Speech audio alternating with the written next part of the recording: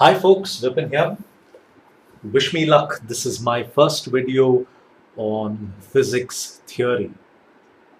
I decided to do a topic about Gauss law and the applications of this.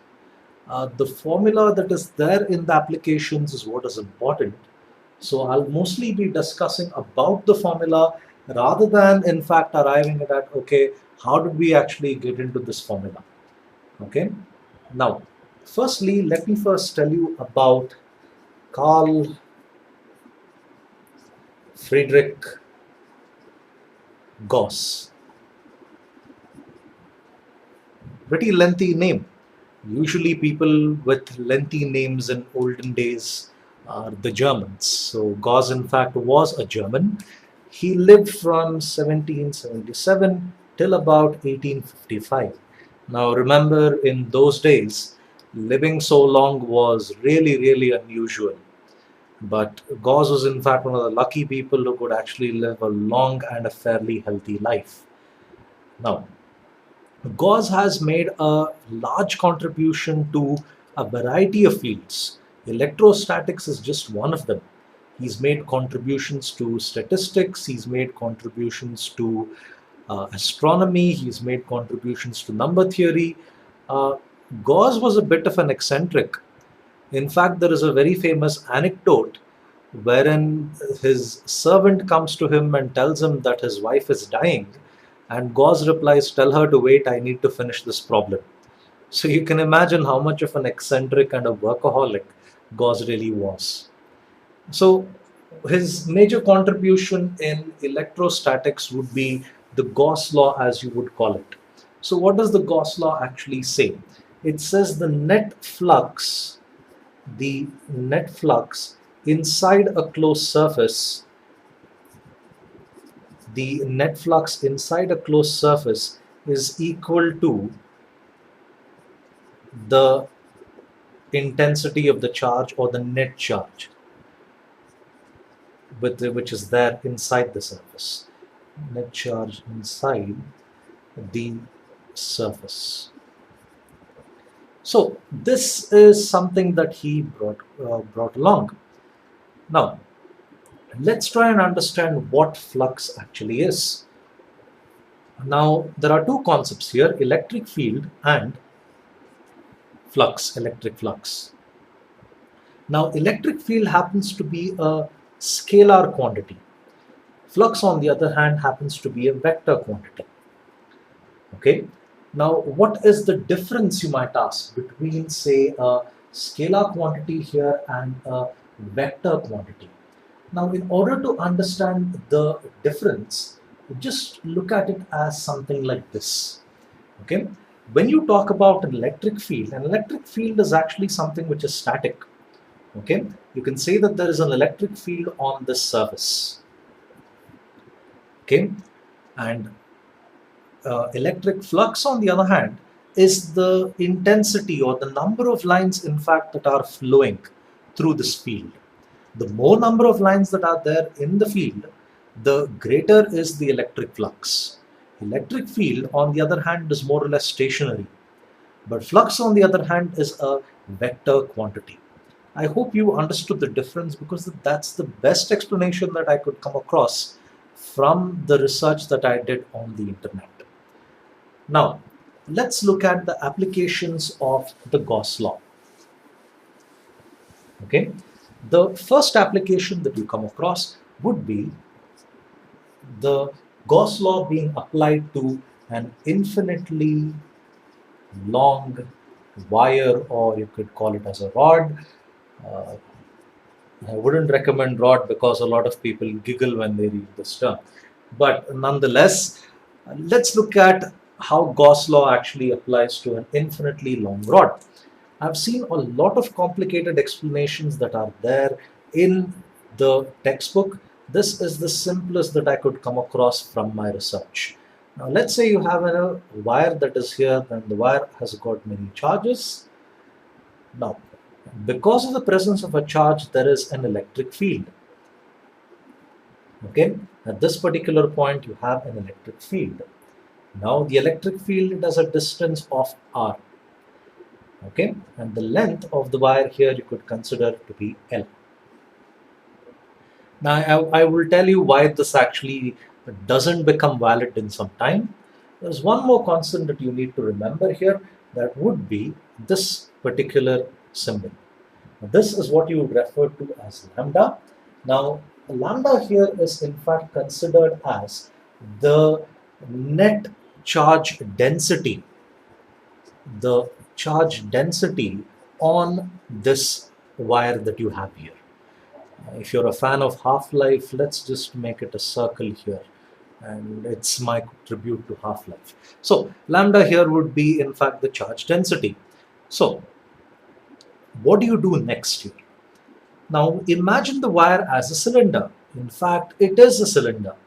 If you actually look at any wire, although no matter how thin it is, the very design of a wire is in fact that of a cylinder. Okay, you have this is how a wire is actually designed. Now, because it's actually a cylinder, this makes our calculations so much more easier. Now, the flux through the Gaussian surface is equal to the flux through the cylindrical part. This is the cylindrical part that you have here. Now, the flux through the cylindrical part is actually equal to 2 pi r L. However, this doesn't really make sense. One of the reasons I say it doesn't really make sense is because if you go back to this, it says infinitely long. So if I were to use any formula here, let's say I consider the radius of the wire to be 10 centimeters, that's 0.1 meter. I would be in fact multiplying this as something like 2 into 3.14 multiplied by 0.1 multiplied by infinity. The length of the wire here is in fact infinite. So when I do something like this, my value in fact is, I have no idea. So this is why when you want to calculate the electric field here, you actually use this. The surface charge density divided by 2 pi permittivity of free space and R. The whole L here is in fact deleted altogether because it's not really possible to calculate the length of any object which is infinitely long. Once again, I may have mentioned in some of my videos, if you want to understand the concept of infinity, go to the YouTube channel which is known as Number File. Here they've explained the many variants of infinity, and it really gives you a different angle to the whole thing. Okay, so this is one way in fact you can understand the Gauss law which has been applied to an infinitely long wire or an infinitely long rod. Okay, so moving on.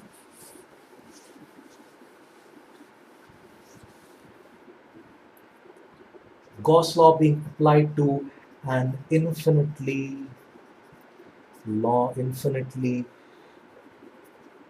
large plane surface. So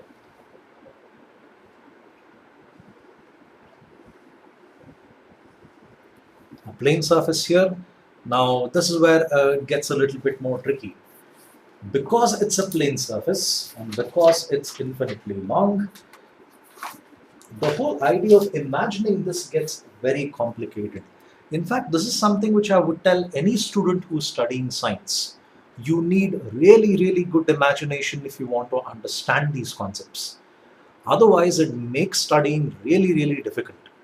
In fact, when I read through your textbook, I found half the concepts here very, very difficult to understand. But if you actually open up your imagination, the whole thing becomes so much more easier. So imagine something which is infinitely large. Now, if you are a bit of a realist, an object which is infinitely large here would be the universe itself. Considering it's ever expanding, that's the best example that I could say that actually fits to something like which is infinitely large, which is an infinitely large plane surface. So, for an object which is infinitely large, you consider sigma, small sigma, as the charge density. Okay, you consider the charge density as sigma. The next thing that you would actually apply here would be this. An electric field on a plane surface is perpendicular to the surface. Now here, this is the area of the surface, and this is where the electric field actually goes on. That is, if I were to take this from a lateral point of view, this is the surface. We'll assume it's a little thick.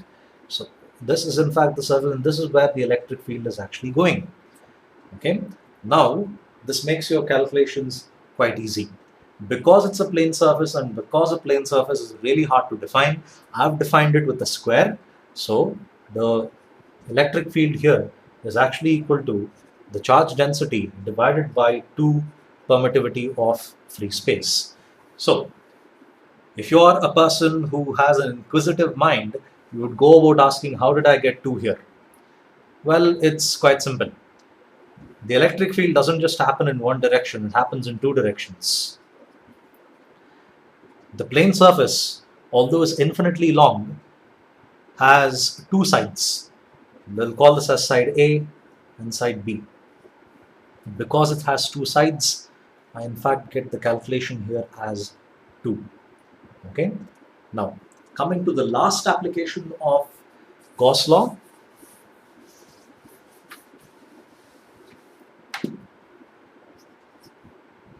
Now, a Gauss law being applied to a uniform spherical shell. They say shell here because it is hollow.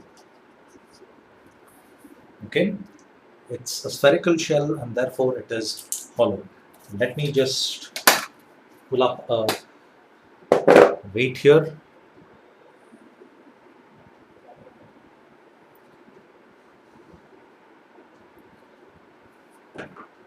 Not bad. And now what this actually says is you have charges which are there all over this surface.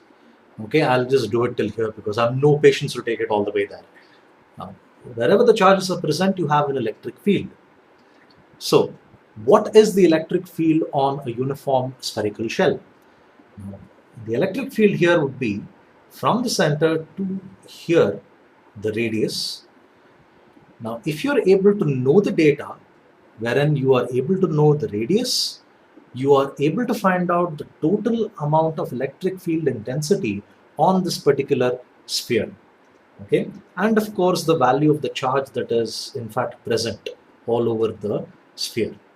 So how do you go about calculating something like this? Here E equals Q by 4 pi permittivity of free space R. This is nothing but the area of a sphere is actually 4 pi r square.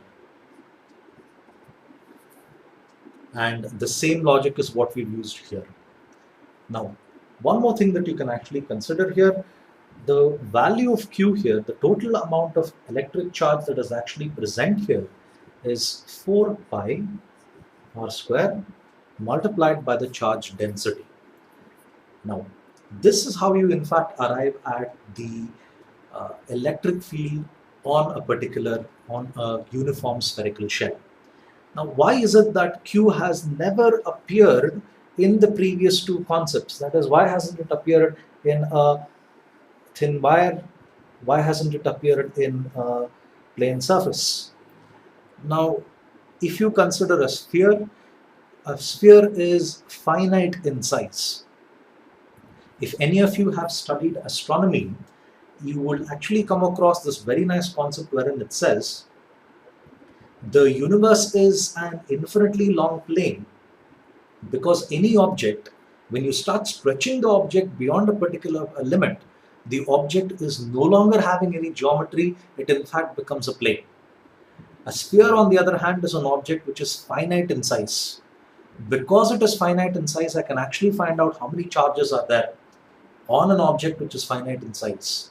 In the other 2 cases, let me consider the plane surface here. I can only find the charge density and not really the net charge that is actually there.